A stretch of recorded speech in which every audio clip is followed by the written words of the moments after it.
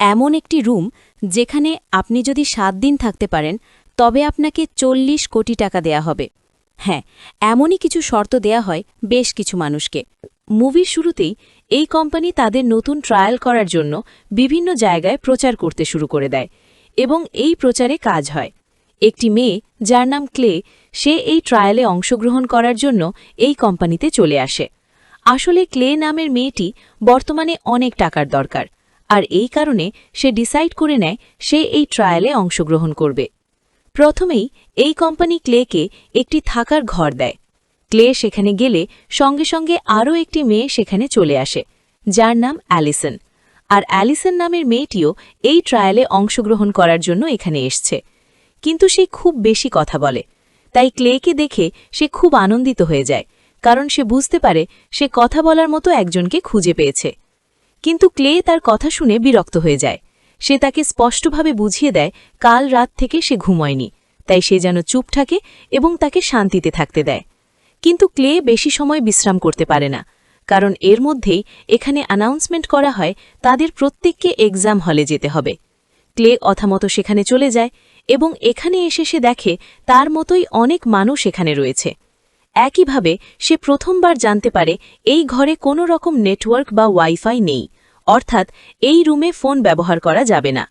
কিন্তু ক্লে তার মাকে একটি মেসেজ পাঠানোর চেষ্টা করে, কারণ তার মা খুব চিন্তায় রয়েছে এবং তাকে বারবার কল করার চেষ্টা করছিল। কিন্তু সমস্যা হলো এই মেসেজটা নেটওয়ার্কের সমস্যা থাকার কারণে যায় না। এখন এসবের মধ্যে একটি মহিলা ডাক্তার এখানে চলে আসে, যার নাম বার্ক। আর এই মহিলাই এই পুরো ট্রায়ালের সুপারভাইজার। বার্ক তাদেরকে জানায় এই ট্রায়াল মোট 5 দিন চলবে এবং প্রথম দিন তাদেরকে 25 মিলিগ্রামের একটি ডোজ দেয়া হবে এবং প্রতিদিন এই ডোজের পরিমাণ বাড়তে থাকবে এবং শেষ দিন গিয়ে সর্বোচ্চ ডোজটা তাদেরকে দেয়া হবে। একইভাবে প্রতিদিন তাদের প্রতিটা আচরণ ভালোভাবে লক্ষ্য করা হবে এবং তারা এই ডোজের ফলে কেমন আচরণ করছে সব কিছু তারা লক্ষ্য করবে। এবং এই পরীক্ষা চলাকালীন তাদেরকে এই একই রুমে থাকতে হবে এবং যে শেষ পর্যন্ত থাকতে পারবে তাকে $20 মিলিয়ন দেয়া হবে, যেটা কিনা অনেক বেশি। এখন এদের প্রত্যেককে প্রথম ডোজ দেয়া হয়। ক্লে হাতে মেডিসিনটা নিয়ে বেশ কিছুক্ষণ চিন্তা করে এবং তারপর সেও এটা খেয়ে নেয়। আসলে এখানে থাকা প্রত্যেকটা ছেলে এবং মেয়ে গরিব ফ্যামিলির সন্তান। তাদের প্রত্যেকেরই টাকার দরকার। কেউ টাকা নিয়ে পড়াশোনা করতে চায়, আবার কেউ স্বপ্ন পূরণ করতে চায়, আর কেউ তার ধার দেনা শোধ করতে চায়। আর সুযোগটাই এই কোম্পানি নিয়েছে, যার ফলে এরা প্রত্যেকে এই ট্রায়ালের জন্য রাজি হয়ে গেছে। এখন এর মধ্যে একটি ছেলে এমন থাকে যে কিনা ক্লেকে জানায় সে আগেও এই কাজ করেছে এবং এই কোম্পানির কাছ থেকে সে অনেক টাকা ইনকাম করেছে। কিন্তু ক্লে জানিয়ে দেয় সে প্রথমবার এখানে এসছে। এখন এভাবেই বেশ কিছু সময় কেটে যায় এবং একজন নার্স এদের প্রত্যেককে বিভিন্ন রকম প্রশ্ন করে, যেমন তাদের মাথা ঘুরছে কিনা, পেট ব্যথা করছে কিনা, বমি বমি পাচ্ছে কিনা এবং একইভাবে নিঃশ্বাস নিতে সমস্যা হচ্ছে কিনা। ক্লেয়ের কোনো রকম সমস্যা হয় না, কিন্তু তার সমস্যা হয় অ্যালিসনের কথা শুনে, কারণ সে কন্টিনিউ বকবক করে যায়, যেটা ক্লেকে ঘুমোতে দেয় না। তাই সে চিৎকার করে তাকে থামানোর চেষ্টা করে, কিন্তু এমনটা করতে গিয়ে তার বমি চলে আসে। তাই সে সঙ্গে সঙ্গে ছুটে টয়লেটে চলে যায় এবং নিজেকে ফ্রেশ করে পুনরায় ফিরে আসে। কিন্তু মাঝ রাস্তায় তার দেখা হয় আমির নামের একটি ছেলের সাথে। আমির তাকে জানায় তারও ঠিক এমনই অবস্থা হয়ে গেছে, তারও বারবার বমি হচ্ছে। ক্লে এখানে জানতে পারে আমির একজন মেডিকেল স্টুডেন্ট এবং সে এখানে ইন্টার্নশিপ নেওয়ার জন্য অ্যাপ্লাই করেছিল। এখন এই সব আলোচনা শেষ হলে এরা যার যার রুমে চলে যায় এবং ঘুমানোর চেষ্টা করে, কিন্তু ক্লেয়ের ঘুম আসে না। তার মাথায় বিভিন্ন রকম চিন্তা ঘটতে থাকে এবং সে অদ্ভুত কিছু স্বপ্ন দেখতে শুরু করে দেয়। একটা সময় তার ঘুমটা ভেঙে যায় এবং সে নিজেকে রিল্যাক্স করার জন্য চারপাশটা ঘুরতে শুরু করে দেয়। সে লক্ষ্য করে কোনো ঘরেই মানুষ নেই। সে আস্তে আস্তে সামনের দিকে এগোতে শুরু করে এবং একটা ঘর সে খুঁজে পায় যার বাইরের গেটটা খোলা রয়েছে। সেই সেখানে প্রবেশ করে এবং দেখতে পায় প্রত্যেকটা ঘরের মেম্বার, যারা কিনা তার মতোই এই ট্রায়ালে অংশগ্রহণ করেছে, তারা এই রুমে গল্প করছে। আসলে এই মানুষগুলো রাতে ঘুমোতে পারেনি, তারা এখানে চলে এসছে। এখন ক্লে এদের সাথে যোগ দেয় এবং একটা সময় সকাল হয়ে যায়। ডক্টর বার্ক আরও একবার এদের সাথে দেখা করে এবং সে যখন জানতে পারে এদের ঘুম নিয়ে সমস্যা হয়েছে, তখন সে বেশ অবাক হয়ে যায়। আসলে সেও এই ব্যাপারে কিছুই জানে না। সে শুধুমাত্র এই দায়িত্বে আছে যে এই ওষুধগুলো তাদেরকে সঠিক টাইমে দিতে হবে, কিন্তু এই ওষুধের সাইড এফেক্ট সম্বন্ধে সে কিছুই জানে না। সে তাদেরকে জানিয়ে দেয় রাতে ঘুম না আসাটা একটি স্বাভাবিক বিষয়, কিন্তু এতে তাদের টেস্ট বন্ধ করলে হবে না, বরং কন্টিনিউ তাদের এই পরীক্ষা চালিয়ে যেতে হবে। এরপর এই প্রত্যেকটা মেম্বার নিজেকে ব্যস্ত রাখার জন্য বিভিন্ন রকম কাজ করতে শুরু করে দেয়, কিন্তু এর মধ্যে তাদের শরীরটা খুবই দুর্বল থাকে, কারণ তারা অনেক সময় ধরে না ঘুমিয়ে রয়েছে। এখন সমস্যা হলো দুর্বল শরীরে তাদের ঘুম আসে না, যার ফলে অ্যালিসন এবং ক্লে একে অপরের সাথে গল্প করতে শুরু করে দেয়। আর এই কথাবার্তার মধ্যে ক্লে জানতে পারে অ্যালিসন নামের মেয়েটি ড্রয়িং খুব সুন্দরভাবে করে এবং এটা তার পছন্দের একটা জিনিস। অ্যালিসন ক্লেকে তার করা বেশ কিছু ড্রয়িং দেখায়। অন্যদিকে ডক্টর বার্ক তার হেড অফিসারের সাথে কথা বলে এবং সে জানায় তাদের এই ডোজ, যেটা কিনা 25 মিলিগ্রাম দিয়ে তৈরি, যেটা দেবার পর প্রতিটা মেম্বারের মস্তিষ্কে সমস্যা দেখা দিয়েছে, এমনকি তাদের কেন্দ্রীয় স্নায়ুতন্ত্রে এই জিনিসটা অ্যাটাক করেছে। তাই ডক্টর বার্ক জানতে চায় এটা সত্যি 25 মিলিগ্রাম দিয়ে তৈরি, এবং যদি এটা বেশি হয় তবে তাদেরকে এর পরিমাণ কমাতে হবে। কিন্তু হেড অফিসার তাকে কড়া শব্দে জানিয়ে দেয় সে যেন তার দেওয়া কাজটুকু মন দিয়ে করে এবং এর বাইরে সে কোনো রকম চিন্তাভাবনা না করে। ডক্টর বার্কের কাছে আর কোনো রাস্তা থাকে না, তাই সে হেড অফিসারের কথা মেনে নেয়। একই সময় অ্যালিসন এবং ক্লে সেই রুমের সামনে চলে যায় যেখানে বেশ কিছু ইঁদুর পরীক্ষা করার জন্য রাখা হয়েছে। অ্যালিসন এদেরকে বলে তাদের অবস্থাও ঠিক এই ইঁদুরের মতো, কারণ তাদের ওপর বিভিন্ন রকম পরীক্ষা এবং এক্সপেরিমেন্ট করা হচ্ছে। এখন ক্লেয়া তাকে জানায় যতই পরীক্ষা এবং এক্সপেরিমেন্ট করা হোক তবুও সে এখানেই থাকবে, কারণ তার বাড়িতে তার কোনো আদর যত্ন নেই এবং এখানে তাকে প্রতি সময় খেয়াল রাখা হচ্ছে, তাই সে এখানেই থাকতে চায়। কিন্তু এই দুটো মেয়ে একা জানে না এই এক্সপেরিমেন্টে তাদের সাথে এরপর কি কি হতে চলেছে। পরের দিন ডক্টর বার্ক এদের প্রত্যেককে নতুন মেডিসিন দিয়ে দেয় এবং তার ডোজের পরিমাণও বাড়িয়ে দেয় এবং জানিয়ে দেয় তাদের প্যারামিটার এখন চেঞ্জ হয়ে গেছে, অর্থাৎ তাদেরকে এখন না ঘুমিয়ে থাকার চেষ্টা করতে হবে এবং যদি চোখে ঘুম এবং শরীরে ক্লান্তি চলে আসে তবে সঙ্গে সঙ্গে তাকে বা অন্য সহযোগী ডাক্তারদেরকে জানাতে হবে। এখন এই কথা মতোই এরা প্রত্যেকে দ্বিতীয় ডোজ নিয়ে নেয় এবং ক্লেয়ারকে একটি এমআরআই মেশিনের মধ্যে ঢুকিয়ে দেওয়া হয় তার সিটি স্ক্যান করার জন্য, কিন্তু স্ক্যান সম্পূর্ণ হবার আগেই বন্ধ করতে হয়, কারণ ক্লেয়ারের মাথায় অতীতের কিছু কথা ভেসে ওঠে, যখন তার মা তাকে এরকম অন্ধকার ঘরের মধ্যে আটকে রাখত এবং তার ওপর টর্চার করত, যার ফলে ক্লেয়ারের মনটা খারাপ হয়ে যায়। এখন এই মন খারাপ দেখে অ্যালিসন তার মন ভালো করার চেষ্টা করে, আর এবার সে তার চেষ্টায় সফল হয়ে যায়। পরের দিন ডক্টর এদেরকে আবারও নতুন ডোজ দেয়, আর এবার ডোজের পরিমাণ আগের চাইতে আরও বেশি থাকে, যার ফলে বেশ কিছু মেম্বার এই ডোজ নেবার জন্য মানা করে দেয়। কিন্তু ডাক্তার এদেরকে স্পষ্টভাবে জানিয়ে দেয় যে এই ডোজ নিতে চাইবে না তাকে জোর করা হবে না, বরং সে চাইলে এই ট্রায়াল এখানেই বন্ধ করে চলে যেতে পারে, কিন্তু যে শেষ অবধি থাকবে তাকে এই কোম্পানি এক্সট্রা 30,000 ইউরো দেবে। এখন এই কথা শুনে প্রত্যেকের মুখে হাসি চলে আসে এবং তারা এই ডোজ নিয়ে নেয়, কিন্তু এদের মধ্যে দুজন থাকে যে কিনা এই ডোজ নিতে চায় না, আর সেই দুজন হলো আমির এবং ক্লেয়ার। এদের মনে একটা জিনিসই চলতে থাকে, এই কোম্পানি টাকা দিয়ে তাদেরকে যা খুশি করাতে চাইছে, যেটা মোটেও ভালো জিনিস হবে না। কিন্তু অ্যালিসন এদের দুজনকে কোনো রকমে রাজি করিয়ে ফেলে এবং তাদেরকেও এই ডোজ দিয়ে দেয়। এখন এরপর এরা প্রত্যেকে পার্টিতে ডান্স করতে শুরু করে দেয় এবং নিজেদেরকে কোনো রকমে জাগিয়ে রাখে, যাতে তারা ডক্টরের কথা মতো কাজ করতে পারে। কিন্তু এরা কেউ জানে না শুধুমাত্র টাকার জন্য তারা নিজেদের কতটা ক্ষতি করছে। এখন এর মধ্যে ডাক্তার এদের পর্যবেক্ষণ করলে জানতে পারে এদের ইমিউন সিস্টেম সম্পূর্ণ নষ্ট হয়ে গেছে, অর্থাৎ তাদের রোগ প্রতিরোধ ক্ষমতা আর নেই। তাই সে এই ব্যাপারে আরও একবার হেড অফিসারের সাথে কথা বলে, কিন্তু সেখান থেকে সেই একই রকম উত্তর আসে, সে যেন তার কাজগুলো মন দিয়ে করে এবং এর বাইরে কোনো রকম চিন্তাভাবনা না করে। এখন রাত গভীর হলে এরা আলোচনা করতে শুরু করে দেয় তারা এই টাকা দিয়ে তাদের কোন স্বপ্নটা পূরণ করবে। এদের মধ্যে কেউ থাকে যে কিনা টাকা দিয়ে একটি নতুন বাড়ি কিনতে চায় এবং কেউ থাকে এই টাকা দিয়ে বিদেশ ভ্রমণ করতে চায়, কিন্তু অ্যালিসন জানায় সে এই টাকা দিয়ে পড়াশোনা কমপ্লিট করতে চায়। এখন এই আলোচনার মধ্যে আমিন নামে সেই ছেলেটি থাকে না, কারণ ইতিমধ্যে তার মাথায় সন্দেহ ঢুকে গেছে। সে বুঝতে পেরেছে এই কোম্পানি তাদেরকে দিয়ে কোনো খারাপ কাজ করাচ্ছে, তাই সে তদন্ত করতে শুরু করে দেয়। সে সবার প্রথমে ডক্টর বার্কের রুমে যায় এবং সেখানে থাকা কম্পিউটারে তার একটি পেন ড্রাইভ ঢুকিয়ে দেয় এবং সব রকম ডেটা সেখানে স্টোর করতে শুরু করে দেয়। কিন্তু এমনটা করতে গিয়ে সে প্রথমবার জানতে পারে তারা যেই ডোজগুলো নিচ্ছে সেগুলো তাদের ব্রেন ড্যামেজ করে দিচ্ছে। এমনকি তারা যদি ঘুমিয়ে পড়ে তবে সঙ্গে সঙ্গে তাদের মৃত্যু হয়ে যাবে। আর এই কারণেই ডাক্তার তাদেরকে ঘুমাতে মানা করেছে।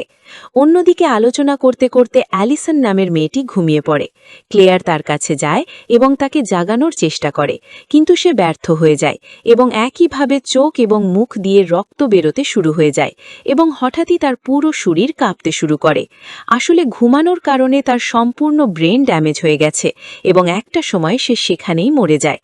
এখন এই সব দেখে প্রত্যেকটা মেম্বার ভয়ে কাঁপতে শুরু করে এবং তাদের ভয় আরও বেড়ে যায় যখন পুরো রুমে ইমার্জেন্সি লাইট জ্বলতে শুরু হয়ে যায়, যার অর্থ হলো এই ঘরটা সম্পূর্ণ লক হয়ে যাবে। তাই ডাক্তার এখান থেকে ছুটে পালানোর চেষ্টা করে এবং বাকিরা তাকে ফলো করে এগিয়ে যায়। কিন্তু একটা মানুষও এই রুম থেকে বের হতে পারে না। এমনকি ডাক্তার, যে কিনা বের হবার চেষ্টা করে, সে দরজার চাপে সেখানেই মরে যায় এবং তার মৃত্যুর আগে সে শুধুমাত্র এদেরকে একটা কথাই বলে যায়, আর সেটা হলো সরি। আসলে এই ইমার্জেন্সি লাইট এবং দরজা বন্ধ হওয়ার পেছনে একটাই কারণ, আর সেটা হলো আমির সেই পেন ড্রাইভ এখানকার সিস্টেমে প্রবেশ করিয়েছিল এবং সেখানকার সমস্ত ডেটা কপি করেছে, যার কারণে এই জিনিসটা হয়েছে। এরকম অবস্থা টানা ২৪ ঘন্টা থাকবে, যার ফলে প্রত্যেকে বেশ আতঙ্কে পড়ে যায়। এখন এর মধ্যে আমির প্রত্যেককে জানিয়ে দেয় যে এই কোম্পানি তাদের সাথে কি করছে এবং কিভাবে তাদের ব্রেন ড্যামেজ হয়ে যাচ্ছে। এমনকি তারা যদি ঘুমিয়ে পড়ে তবে তারা সঙ্গে সঙ্গে মরে যাবে, যেমনটা অ্যালিসনের সাথে হয়েছে। এখন আমির তাদেরকে ঘুমাতে মানা করে এবং বোঝায় তাদের এই রুম ২৪ ঘন্টার জন্য লক হয়ে গেছে ঠিকই, কিন্তু এটাকে পুনরায় ঠিক করা যাবে। তাই তাদেরকে যে করেই হোক না ঘুমিয়ে থাকতে হবে। আমির তাদেরকে আরও জানায় এই জিনিসটা করা খুবই কঠিন, কিন্তু তারা যদি কোনো কিছু না খায় এবং খালি পেটে থাকে এবং শুধুমাত্র লবণের গন্ধ কন্টিনিউ নিতে থাকে তবে তাদের ঘুম আসবে না। কিন্তু এটা তারা তখনই ব্যবহার করবে যখন চোখে ঘুম চলে আসবে, কারণ এই রুমে খুব বেশি লবণ নেই। এরপর এরা প্রত্যেকে লবণের ছোট ছোট প্যাকেটগুলো নিজেদের মধ্যে ভাগ করে নেয়। আমির তাদেরকে বলে যদি দরজা একবার খুলে যায় তবে আমরা এখান থেকে স্বাধীন হয়ে যাব এবং সুস্থভাবে এখান থেকে বেরোতে পারব। এখন এই রুমে থাকা প্রত্যেকটা মানুষই এই লবণ ব্যবহার করতে শুরু করে দেয়, কারণ তারা ১০০ ঘন্টা ধরে না ঘুমিয়ে রয়েছে এবং তাদের চোখে এখন ঘুম চলে এসেছে। এখন এই সবের মধ্যে পল নামের একটি ছেলে বেশ ভাবুক হয়ে যায়, তাই সে এই প্রতিটা জিনিস ক্যামেরার সাহায্যে ভিডিও রেকর্ড করতে শুরু করে দেয়, কারণ তার বিশ্বাস তারা এখানে মরে যাবে এবং সে চায় তাদের জীবনের শেষ সময়টুকু এভাবেই ক্যামেরার সাহায্যে রেকর্ড করতে। অন্যদিকে আমির মনে করে তারা যদি এখান থেকে সেই মেডিসিন না নেয় তবে তাদের ব্রেন আর ড্যামেজ হবে না, কিন্তু তার ধারণা ভুল হয়ে যায় যখন সে ক্লেয়ারের ব্রেন স্ক্যান করে। সে লক্ষ্য করে তার ব্রেন প্রায় নষ্ট হয়ে এসেছে, কিন্তু আমির এই ব্যাপারে কাউকেই জানায় না। এখন ক্লেয়ার সময়ের সাথে সাথে খুব বেশি দুর্বল হয়ে যায়, সে এখন হাঁটতে গিয়েও ভালোভাবে হাঁটতে পারে না।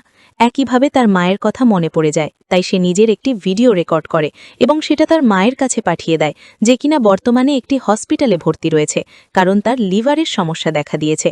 একইভাবে বাকি মেম্বাররাও নিজেদেরকে কন্ট্রোল করতে পারে না, তাদের চোখে ঘুম চলে আসে, যার ফলে তারা নিজেরাই নিজেদের গালে চড় মারতে শুরু করে দেয়।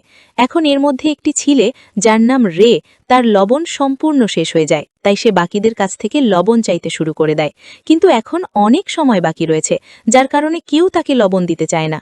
অন্যদিকে আমির অ্যালিসনের মৃতদেহটা বিভিন্ন রকমভাবে পরীক্ষা করতে শুরু করে দেয়, কিন্তু এর মধ্যে সে লক্ষ্য করে পিছনে থাকা ডক্টর বার্কের মৃতদেহ পুনরায় জীবিত হয়ে গেছে, কিন্তু পরের মুহূর্তে সে দেখে ডক্টর বার্ক মৃত অবস্থায় পড়ে রয়েছে।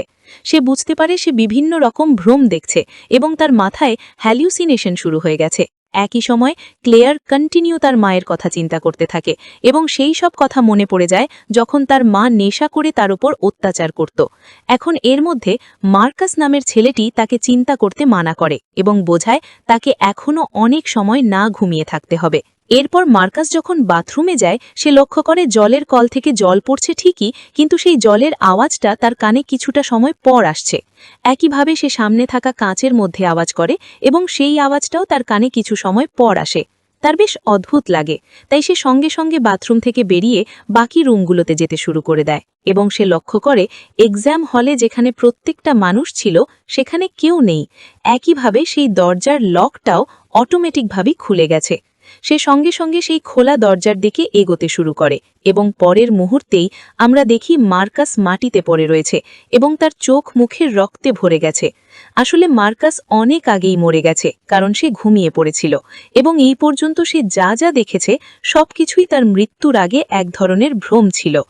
একইভাবে ক্লেয়ার বিভিন্ন রকম দুঃস্বপ্ন দেখতে শুরু করে দেয়। সে অনুভব করে অ্যালিসন যে কিনা মরে গেছে সে আবারও জীবিত হয়ে গেছে। তাই সে নিজেকে এই ভ্রম থেকে দূরে রাখার জন্য কিচেন রুমে চলে যায় এবং সেখানে গিয়ে সে দেখে একটি মেয়ে নিজেকে জাগিয়ে রাখার জন্য নিজের হাতটা আগুনের মধ্যে ধরে রেখেছে। এখন এটা দেখে ক্লিয়ারও ঠিক এমন কাজটাই করে, কারণ এখনও তাদেরকে 15 ঘন্টা অপেক্ষা করতে হবে এবং তারপর সেই দরজাটা খুলবে। এখন এরপর এই বেঁচে থাকা মানুষগুলো একসাথে মিলে একটি ম্যাপ তৈরি করে এবং ডিসাইড করে কোন দিকের দেওয়ালটা ভাঙলে তারা খুব সহজেই এখান থেকে বেরোতে পারবে। কিন্তু আমির তাদেরকে বোঝায় এখানকার সিকিউরিটি ব্যবস্থা খুবই জটিল এবং শক্তিশালী, তাই তারা এই দেওয়াল ভাঙলে কোনো রকম কাজ হবে না। কিন্তু একটি ছেলে তার এই কথা মানে না। সে সঙ্গে সঙ্গে হাতে একটি অস্ত্র নিয়ে নেয় এবং দেওয়াল ভাঙতে শুরু করে দেয় এবং একটা সময় সেই দেওয়ালে একটি ফুটো করে ফেলে। কিন্তু আমিরের কথা একদম সঠিক হয়ে যায়। সে লক্ষ্য করে বাইরের দেওয়ালের মতোই মোটা করে একটি মেটালের পাত বসানো রয়েছে, যেটা ফুটো করা প্রায় অসম্ভব। এখন এসবের মধ্যে রে নামের ছেলেটির বেশ সন্দেহ হয়। সে বুঝতে পারে না এই সব তথ্য আমির কিভাবে জানে। সে মনে করে আমির নিশ্চয়ই এই কোম্পানির হয়ে কাজ করছে এবং সে একজন সিক্রেট এজেন্ট। এখন ক্লেয়ার আমিরের সাথে কথা বলার চেষ্টা করে এবং জানতে পারে আমিরের কারণেই এই লকডাউন হয়েছে। সে কম্পিউটার থেকে ডেটা কালেক্ট করার চেষ্টা করেছিল, আর এই কারণে এখানকার সমস্ত দরজা বন্ধ হয়ে গেছে। আর এই সব কিছু জানিয়ে দেবার পর আমির ডিসাইড করে সে আর বেঁচে থাকবে না, কারণ সে অনেক বড় অপরাধ করে ফেলেছে। আর এই কারণেই সে ঘুমিয়ে পড়ার চেষ্টা করে, কিন্তু ক্লেয়ার তাকে বোঝায় এবং তাকে ঘুমাতে দেয় না। সে বলে, তুমি একমাত্র যে কিনা এই সমস্যার সমাধান করতে পারবে, কারণ তুমি একজন মেডিকেল স্টুডেন্ট।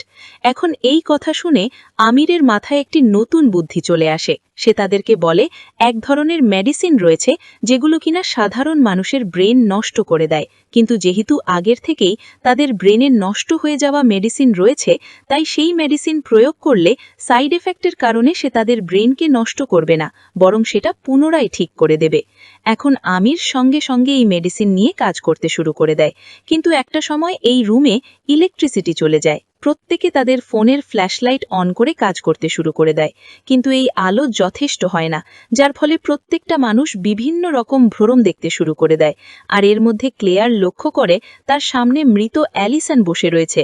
যদিও এটা ভুল ধারণা, কিন্তু এক মুহূর্তের জন্য সে বেশ ভয় পেয়ে যায়। আর এভাবেই একটা সময় তারা সেই ইলেকট্রিসিটি বক্সটা খুঁজে পায়, যার সাহায্যে তারা রুমে ইলেকট্রিসিটি ফিরিয়ে নিয়ে আসে। কিন্তু এই ইলেকট্রিসিটি চলে যাওয়ার পিছনেও রে নামের ছেলেটি আমিরকেই দোষারোপ করে, তাই সে তাকে মারতে শুরু করে দেয়। কিন্তু ক্লেয়ার তাকে বোঝায় আমির তাদের খারাপ চায় না, বরং ভালো চায়, এবং সে একটি মেডিসিন তৈরি করছে যার সাহায্যে আমরা ঘুমিয়ে যাওয়ার হাত থেকে বাঁচতে পারব। এখন এই কথা রে নামের ছেলেটি বিশ্বাস করে নেয়, কিন্তু সে তাকে ছাড়ে না, বরং তাকে বেঁধে রাখে এবং জানায় এই মেডিসিন আমরা তৈরি করব এবং আমির শুধুমাত্র আমাদেরকে দেবে।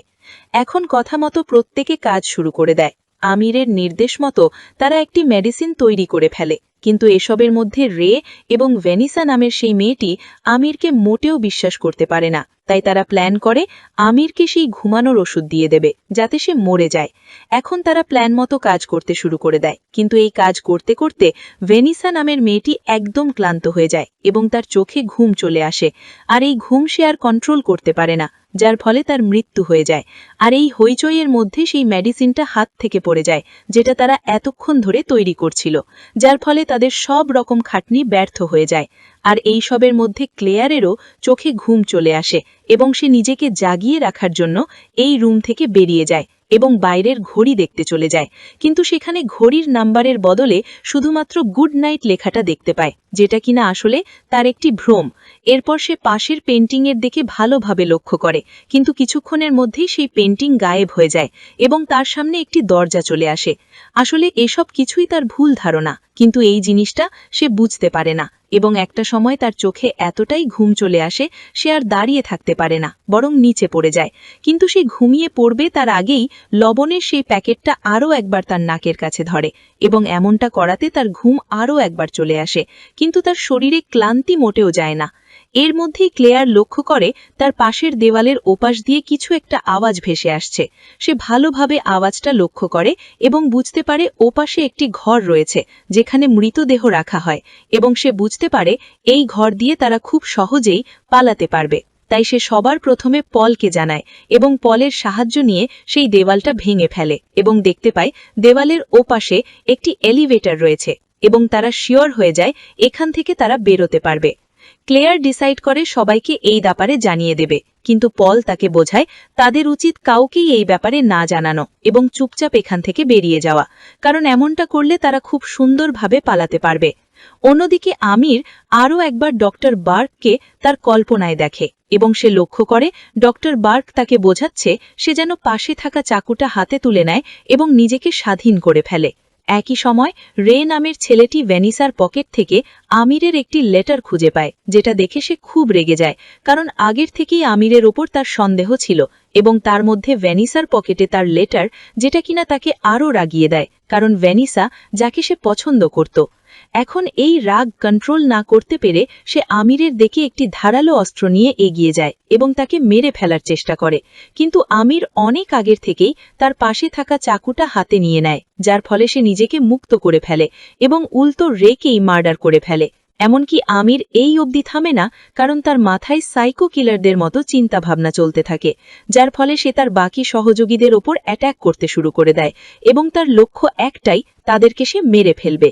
এখন এরা প্রত্যেকে পালাতে শুরু করে দেয় এবং একটা সময় পল নামের ছেলেটি সেই রুমে ঢুকে পড়ে যেখানে মৃতদেহদের পোড়ানো হয়, এবং ক্লেয়ার সেই রুমে চলে যায় যেখানে এমআরআই মেশিনটা রয়েছে।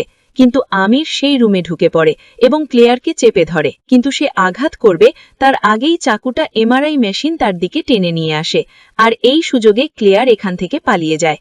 অন্যদিকে পল সেই রুমে থাকা এলিভেটরটা অন করার চেষ্টা করে, কিন্তু সে যেটাকে এলিভেটর মনে করে সেটা আসলে একটি চুল্লি যার মধ্যে মানুষকে পোড়ানো হয়, আর এই কারণে সে জীবিত অবস্থায় আগুনে পুড়তে শুরু করে এবং একটা সময় সে মরে যায়।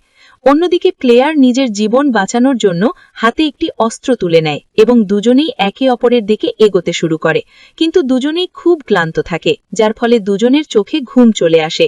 আর ঠিক তখনই লকডাউনের 24টা ঘন্টা পার হয়ে যায়, যার ফলে দরজা অটোমেটিক খুলে যায়, কিন্তু একই সাথে তাদের বিপদ বেড়ে যায়, কারণ সঙ্গে সঙ্গে সেই দরজা দিয়ে এবং মরে যাবার অভিনয় করে। এখন ক্লেয়ারের প্ল্যান মতো সেই দুজন গার্ড প্রত্যেকটা মৃতদেহের সাথে তাকেও গাড়িতে করে এই রুম থেকে বাইরে নিয়ে যায়। আর এমন অবস্থায় ক্লেয়ার সেই ব্যাগ থেকে হঠাৎ করে বেরিয়ে আসে, যাকে দেখে গাড়ির ড্রাইভার ভয় পেয়ে যায় এবং গাড়ির ব্যালেন্স ডিসব্যালেন্স হয়ে যায় এবং একটা সময় গাড়িটা অ্যাক্সিডেন্ট হয়ে থেমে যায়। ক্লেয়ার এই সুযোগে গাড়ি থেকে বেরিয়ে পড়ে, কিন্তু তার শরীর এতটাই ক্লান্ত থাকে যার ফলে রোডের মধ্যেই সে পড়ে। এরপর 4টে মাস কেটে যায় এবং আমাদেরকে দেখানো হয় ক্লেয়ার বর্তমানে একটি হসপিটালে ভর্তি রয়েছে এবং সে কোমায় রয়েছে। এরপর আমাদেরকে জানানো হয় ব্ল্যাকউড কোম্পানি সমস্ত রকম দোষ আলো ডাক্তারের ওপর চাপিয়ে দিয়েছে এবং জানিয়ে দিয়েছে এই রকম এক্সপেরিমেন্টে তারা কখনোই করেনি এবং এই সব কিছুই ডাক্তার বার নিজের ইচ্ছে মতো করেছে। আসলে ব্ল্যাকউড কোম্পানি খুবই নামকরা একটি মেডিসিন কোম্পানি, তাই টাকার জোরে সে খুব সহজেই এই মিথ্যে কথাটা সত্যি প্রমাণ করে ফেলে। কিন্তু পরের মুহূর্তেই আমরা দেখি ক্লেয়ার কোমা থেকে ফিরে এসছে, অর্থাৎ এই ব্ল্যাকউড কোম্পানি খুব বেশি দিন চলবে না, কারণ ক্লেয়ার সবকিছু ভালোভাবে জানে। আর এই মুভিটা এখানেই শেষ হয়ে যায়। কমেন্ট করে জানাতে পারেন এই ভিডিওটি আপনার কেমন লাগলো। সবশেষে ধন্যবাদ আপনাকে ভিডিওটি শেষ পর্যন্ত দেখার জন্য। আবার দেখা হবে নতুন একটি ভিডিওর সাথে, নতুন একটি গল্পের সাথে।